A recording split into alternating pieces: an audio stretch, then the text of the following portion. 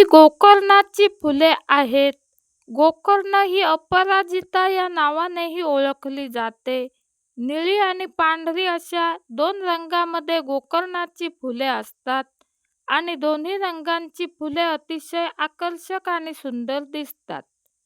नमस्कार, निसर्ग शोभा यूट्यूब चॅनेलमध्ये आपणा सर्वांचे स्वागत आहे.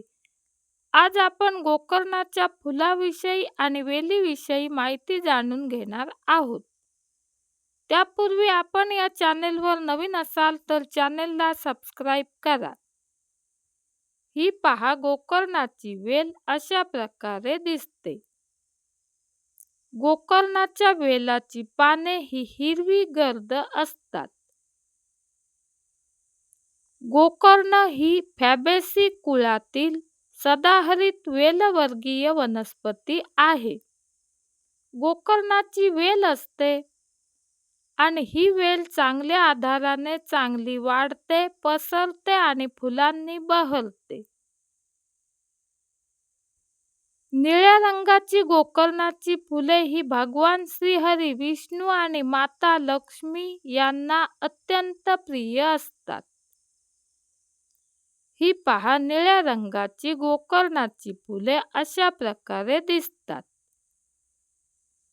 ही फुले एकेरी पाकळ्यांची आणि डबल पाकळ्यांची किंवा भरपूर पाकळ्यांची झुपकेदार फुले अशी दोन प्रकारची असतात. या फुलांच्या मध्यभागी पांढरट पिवळसर रंग असतो. गोकर्णाच्या फुलांचा आकार गायीच्या कानांप्रमाणे दिसतो, म्हणून या फुलांना गोकर्ण असे म्हणतात. गोकर्णाची फुले ही पावसाळ्यात अधिक फुलतात. या फुलांना पावसाळ्यात बहर येतो. गोकर्णाचा वेल लावला की लवकर वाढतो आणि या वेलाची विशेष अशी काळजी घ्यावी लागत नाही. ह्या पहा, गोकर्णाच्या शेंगा अशा प्रकारे दिसतात.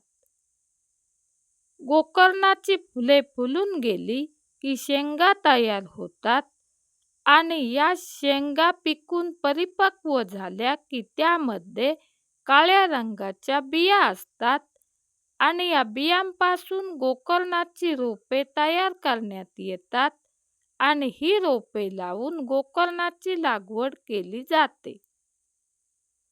ही पहा, पांढऱ्या रंगाची गोकर्णाची फुले अशा प्रकारे अतिशय आकर्षक आणि सुंदर दिसतात. पांढऱ्या आणि निळ्या गोकर्णांशिवाय फिकट गुलाबी रंगाची गोकर्णाची फुलेही असतात. फुले कोणत्याही रंगाची असली तरी हिरव्या गर्द वेलावर गोकर्णाची फुले अतिशय सुंदर दिसतात. गोकर्णाचा वेल हा कुंडीमध्येही लावण्यात येतो, पण या वेलाला चांगला आधार द्यावा लागतो. बागेमध्ये शोभेसाठी गोकर्णाचे वेल लावण्यात येतात. आयुर्वेदिक दृष्ट्याही गोकर्णाच्या फुलांचे आणि वेलाचे विशेष महत्त्व आहे. निळ्या गोकर्णाच्या फुलांचा चहा अत्यंत औषधी असतो. त्यामध्ये मध किंवा गूळ घालून हा चहा घेतला जातो. सर्दी, ताप, खोकला इत्यादींवर गोकर्ण गुणकारी असते. गोकर्णाची फुले, पाने, शेंगा, बिया, मुळे इत्यादी सर्व घटकांचा उपयोग आयुर्वेदिक औषधामध्ये करण्यात येतो.